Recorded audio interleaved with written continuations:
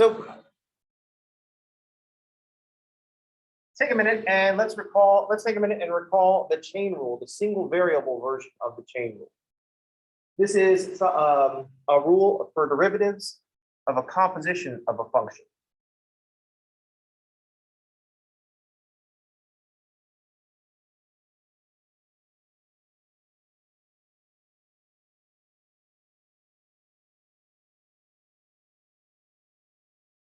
So we'll have something like f is a function of g, which is a function of x.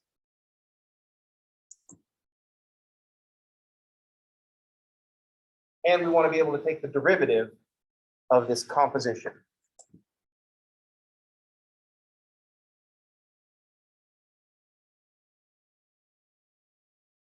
So we take the derivative of f with respect to g. So we leave the g of x alone.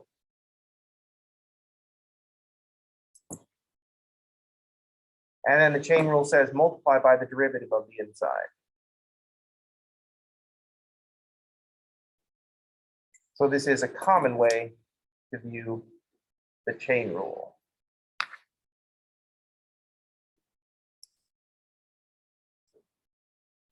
When you have a composition of functions, you multiply by all the derivatives in between.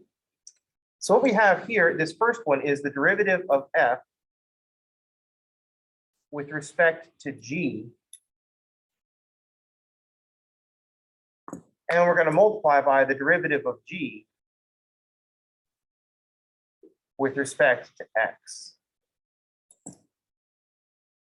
And this will give us the derivative of f with respect to x, the thing that we were looking for.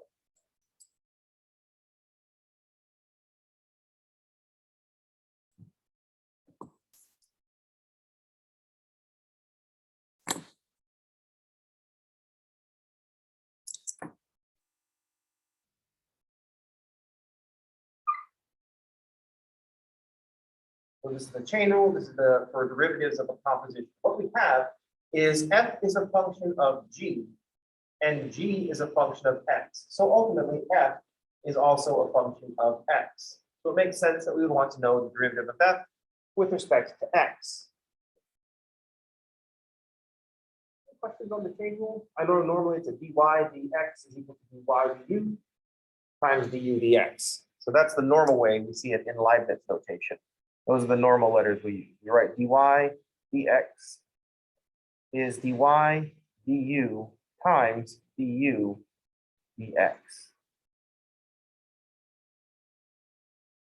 And then if you're stuck in my class in Calc 2, I don't use u substitution, I use w substitution because it's w, because it's twice, so it's twice as good. So it'd be dy dw times dw dx.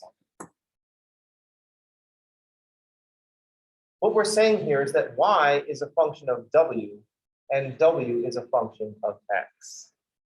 So y is some function of w and w is some function of x.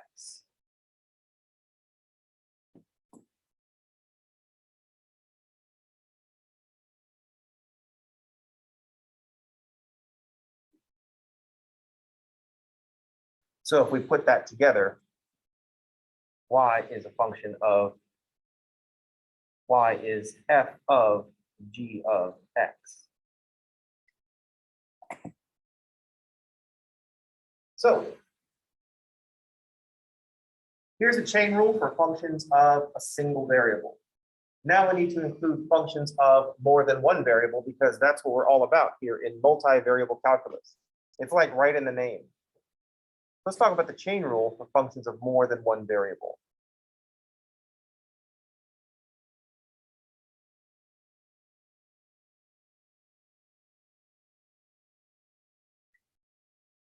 Let's start with z as a function of two variables. Z is a function of x and y, but x and y are going to be functions of some other variable. Let's suppose that x is some function of t, and let's suppose that y is some other function of t. So in this case, z is a function of x and y, X and Y are both functions of t. So ultimately, z is a composition of functions, but z is a function of just the one variable.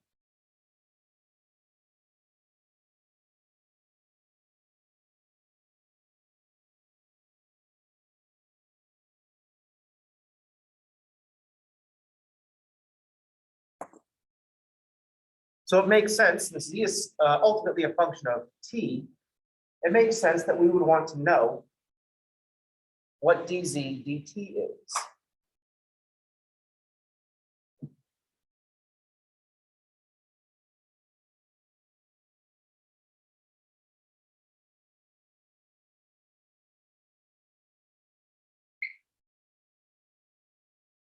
So if I need to take the derivative of z with respect to t, I've got to go through both x and y. So I got to see how to get from dz down to a dt. The first stop we have to make is dz dx. I can take the partial of z with respect to x, and then the chain rule says multiply by the derivative of x with respect to t. So that would just be a normal derivative.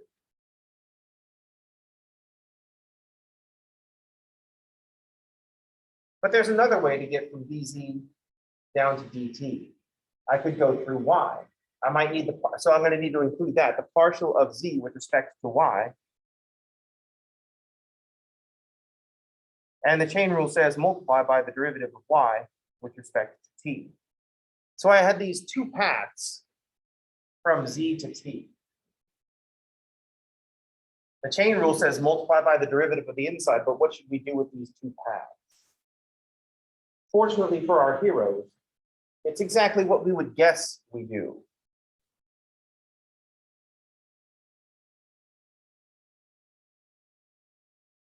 There's all these derivatives. We got to get from, they got dz dx, dz dy, dx dt, and dy dt. We've got to combine those four derivatives in a way that makes sense. We got to make it look like the chain rule. So x and y are going to be our intermediate variables, taking the place of the dw, or the w in the single variable version. I've got two paths, two ways to get dz dt, through x and through y. So I take those two paths and I add them together. Here's how we can visualize it. Let's start making some chain rule diagrams. Z is a function of x and y. But x and y are both a function of t.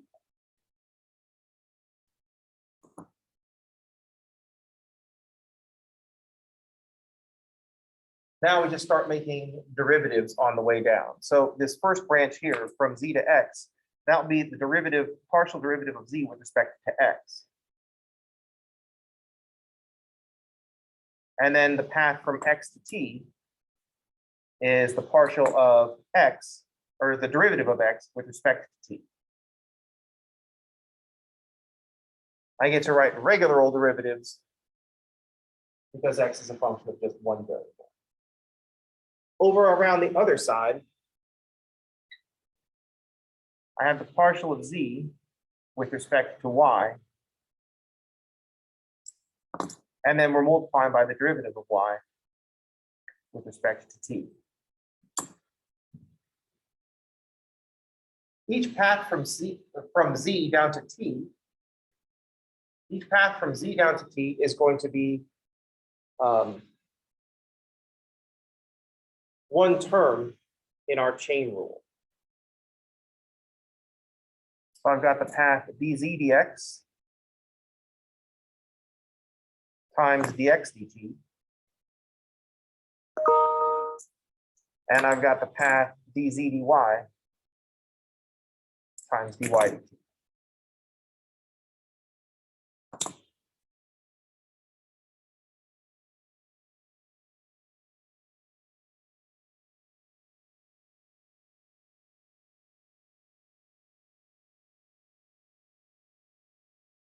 Question?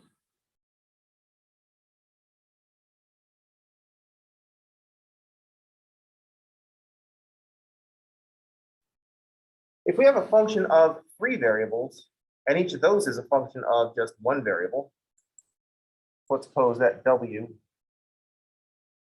is a function of X, Y, and Z.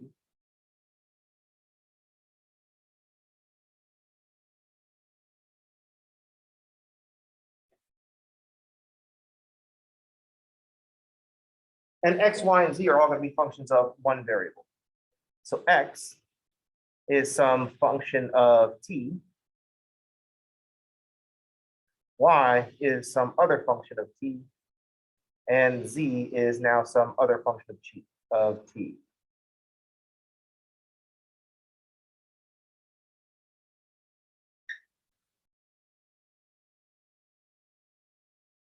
So now W has three ways to go to get to T. And so we'll make three products and add them together. So dW dt will be the partial of W with respect to X times the derivative of X with respect to T.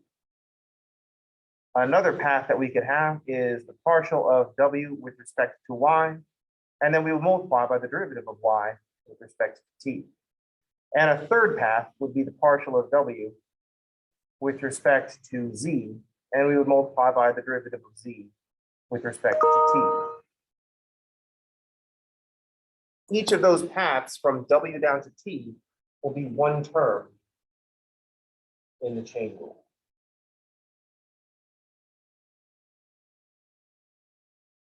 The diagram, although we don't want to label it because it'll get messy, W is a function of X, Y, and Z. So I got these three coming off of W, partial derivatives. X, Y, and Z are all functions of T. So we can see how many terms we're going to have.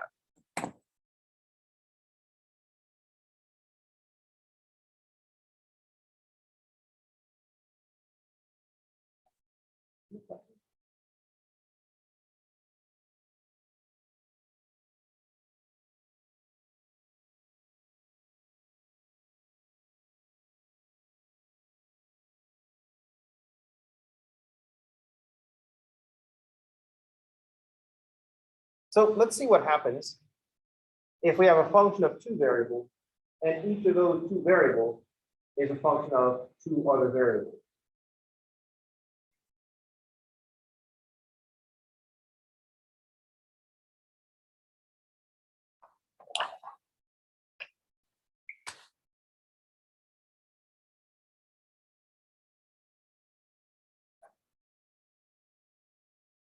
So we're going to start with Z as a function of X and Y. But X is going to be some function not just of T, but of two other variables, U and V are traditional. And Y is going to be some function of U and V.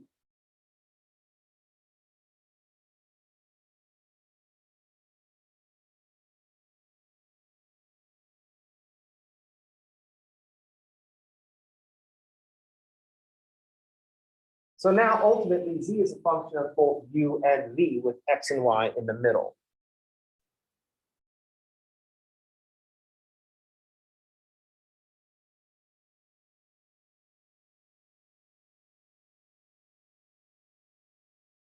Since Z is a function of U and V, that means we'll have two partial derivatives for Z. dz du and dz dv. But each of the U and the V have to both go through X and Y. So if we think about our diagram, Z is a function of X and Y. X is a function of U and V. So X has a derivative with respect to U and also a derivative with respect to V.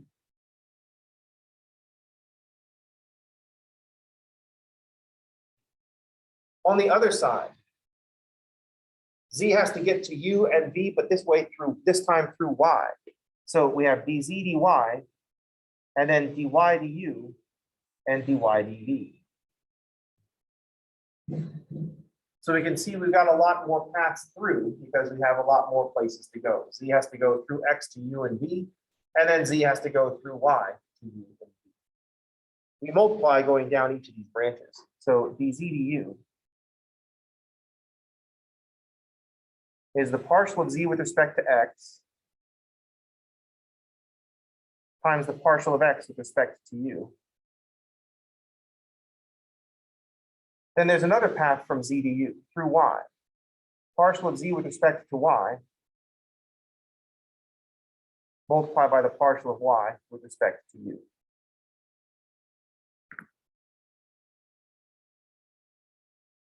Here's our partial of z with respect to u. Since z is a function of u and v, I should have a dz du and a dz dv.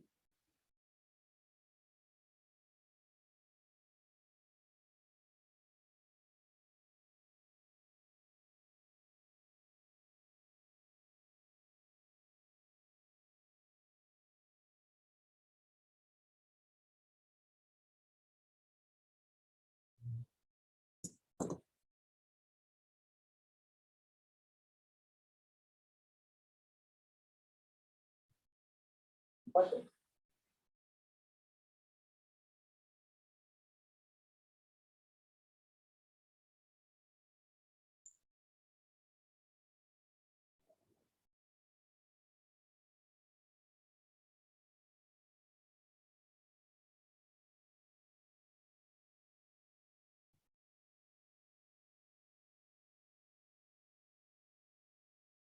What we're looking at is just a way to keep things all organized to make sure we get everything. Just like a lot of the things that we do in math, when it becomes a process, the process that we learn is just a way to keep organized to make sure we get everything. So let's suppose that we have, like the previous example, let's go to a function of 3 variables, and each of those 3 variables is a function of 2 variables. Let's suppose that w is some function of 3 variables.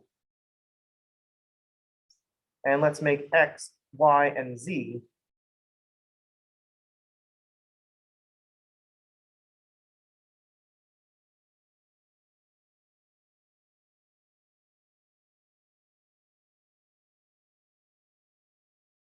functions of 2 variables.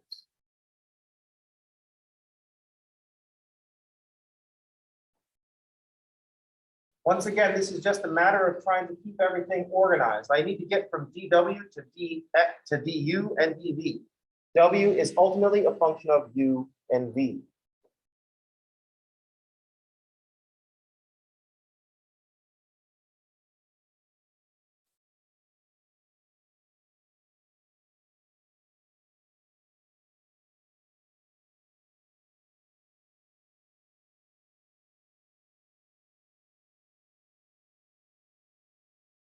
Since w is a function of u and v, there's going to be 2 partial derivatives. Partial w with respect to u and partial w with respect to v. We just need a way to keep track of all the paths. W goes through x, y, and z, and x, y, and z have to land on u and v.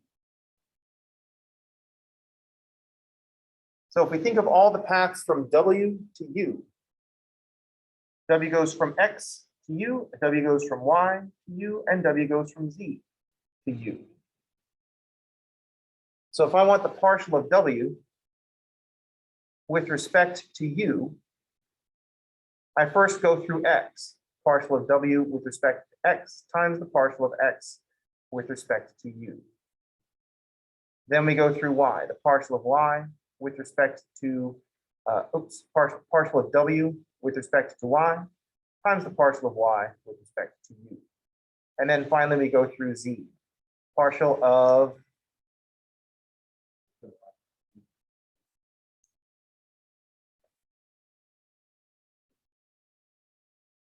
w with respect to z times the partial of z with respect to u.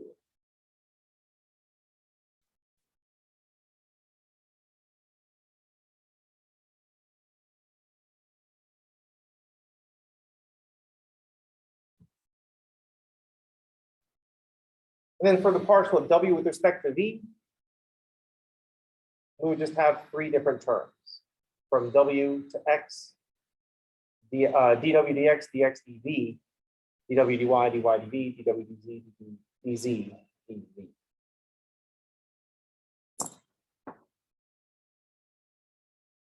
Because x has to go to v, y has to go to v, and z has to go.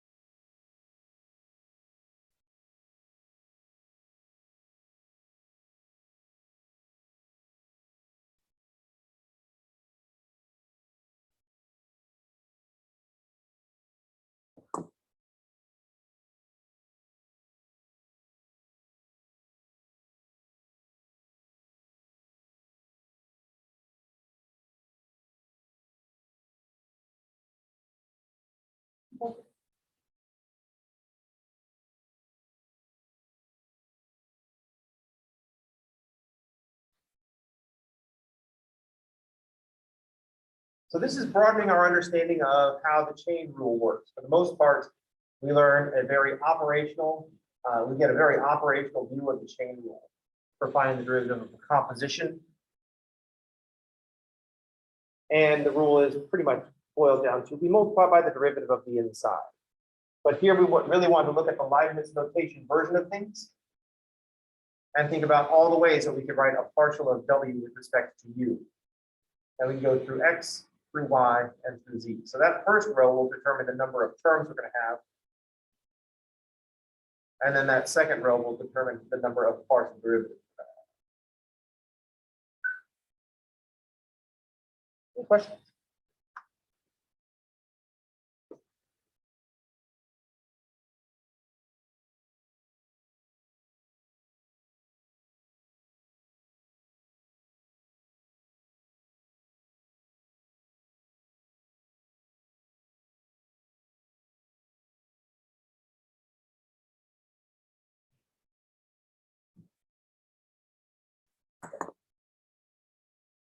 We can just start coming up with variations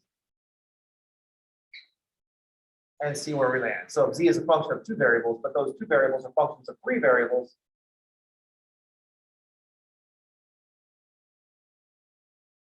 We're still only going to have two terms because z is a function of x and y. But we're going to have three partial variables because z is a function of s, t, and u.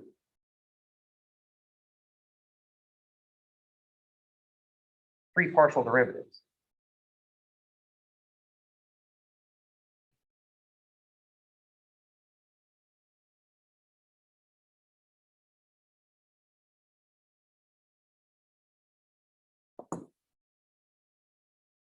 So there's going to be a partial of z with respect to x times the partial of x with respect to s. Partial of z with respect to y. Partial of y with respect to s. That's the first partial derivative. It only has those two terms.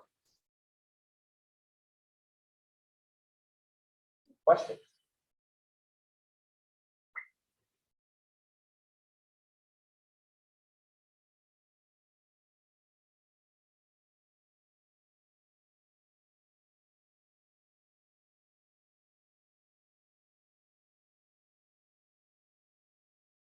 What we want to get at here is the structure of the chain rule and how the chain rule works in a multivariable with functions of more than one variable. As far as just calculating derivatives, we can put things, since z, if we have z as a function of x and x and y are both functions of t, we can write z as a function of t and then just take the derivative. Or we could use the chain rule. So for example,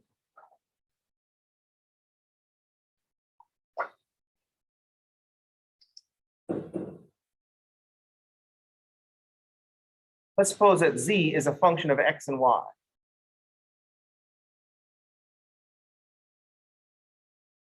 And let's suppose that x is a function of t and y is some other function of t.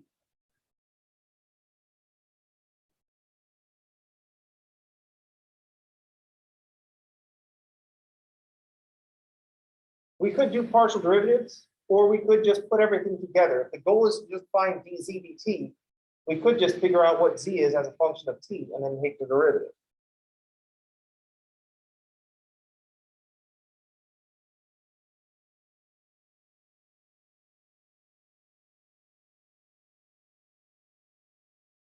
So x is t squared and times the sine of y, which is 2t minus 3. So to find dz dt, we just need to use the chain rule.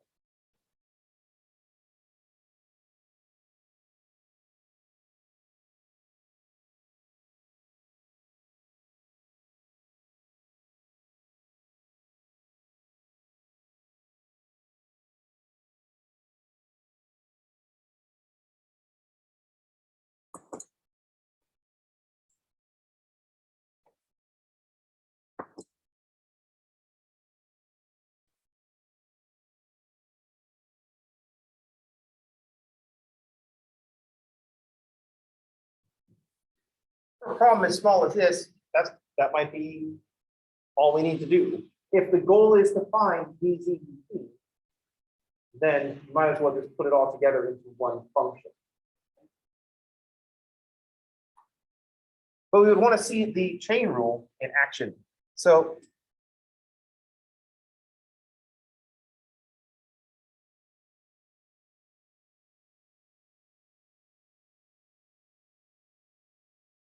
let's go through and find the parts that we need for the chain rule. The partial of z with respect to x is sine of y. And the partial of z with respect to y is x times the cosine of y.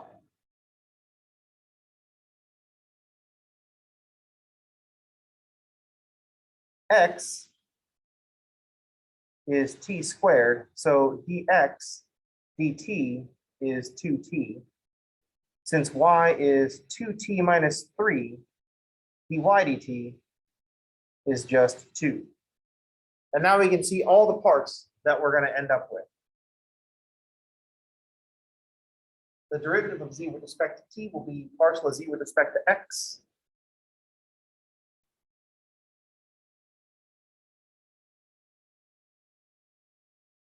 Times the derivative of x with respect to t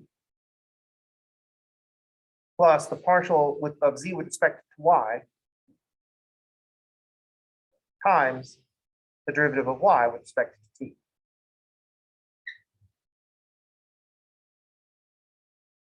Now, if I just fill in the x's and the y's with what we know x and y to be,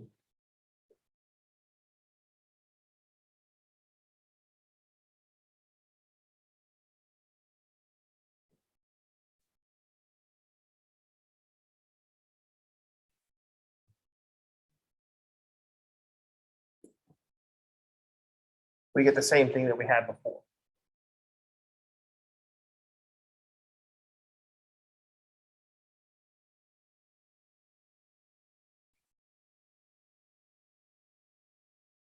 It's an important thing to notice that we're doing this so we can understand the chain rule. This will reinforce that how the chain rule works. This is not saying one of these ways is a better way to find dz dt, because neither of these is an ideal way of finding dz dt. If we need to know the derivative of some function, we've got other ways of finding the derivative of some function. It's not about doing things by hand. That just happens to be, that's just a convenient way for us to practice our algebra skills and making sure that we put everything together. That makes sense? It's never about speed. There's a lot of arguments that go around about math and how we should teach people to things the fast way. There is no fast way. Well, there is a fast way. Machines will do it faster and better. If your argument is you should do this method by hand because it's faster than some other method, that's a bullshit argument. Speed is not the issue. Man, if I wanted to get from here to New York, riding a bike would be faster. But that's stupid. I wouldn't, faster than walking. That's stupid. I would not walk, nor would I ride a bike all the way to New York. I would die along the way. Y'all might be able to do it, but I would definitely be dead. We have planes or trains or even automobiles to cover those kinds of distances. Does that make sense? So whenever people are arguing that we should teach one way because it's faster to do by hand, they don't understand the problem. They don't understand even the point of a math class. Does that make sense? That's an important thing to realize. Don't engage on the speed level because it's irrelevant. In fact, just don't engage at all. Second of all, the only reason that the way they're proposing is faster is because they've been doing it since they were children. Of course it's faster. You were indoctrinated into this a long, long time ago. So if I try to show you something new, you're going to think this is too slow. I'm just going to do it the old way. Okay? You're fast at those algorithms because they're the ones that you were told to use.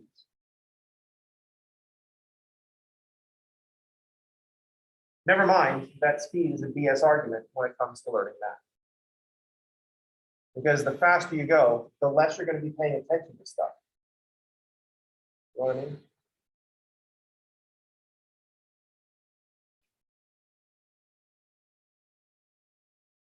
The more you internalize things and make a habit of it, the less you're paying attention.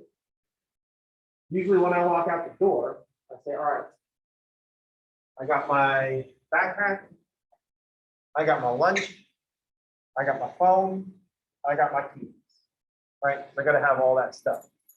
Backpack, lunch, phone, and keys. And I run through this checklist. And at the beginning of the semester, it was super effective. Because I would stop and say, all right, I got my phone, and I got my keys, and I got my bag. I'm not going to get very far without my car keys, so I don't have to worry about checking for my car keys. But now, yesterday, I forgot my keys. Why? Because I was going fast. Because I was just running the algorithm. Sorry, phone, keys, backpack, lunch, and then out the door I went without my keys, not noticing until I was walking on campus that I had forgotten my office keys. It's only kind of inconvenient because I have an 8 o'clock class. And the people that have the keys that can open the door for me aren't here until 8 o'clock. So, class starts late. You know what I mean? It's not about speed. That's not what we're doing here. I'm not saying, oh, you should use the chain rule because it's faster, or you should avoid the chain rule because it's faster. Speed is not the issue. Understanding how the chain rule works, that's what we're trying to get. How do we take the chain rule that we had before and expand it to functions of more than one variable? Because then we can integrate that with what we know about what derivatives represent.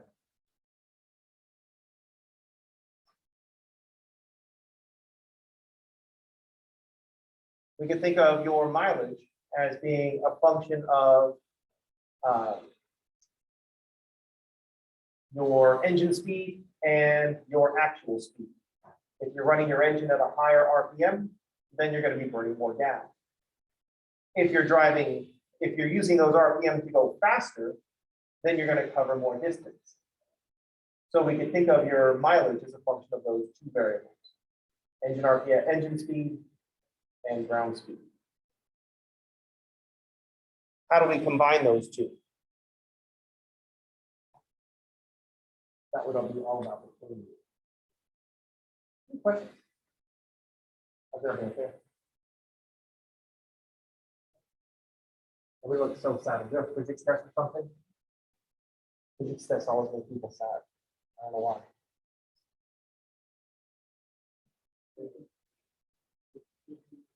All right, that's going to do it for today. That's from the stuff that I forgot to talk about file. Chain rule is always at the top of the list. I don't know why I keep skipping it, but that's how you build chain rules in functions of more than one variable. That's gonna do it for today. I'll see y'all on tomorrow. Have a good day and thanks for playing.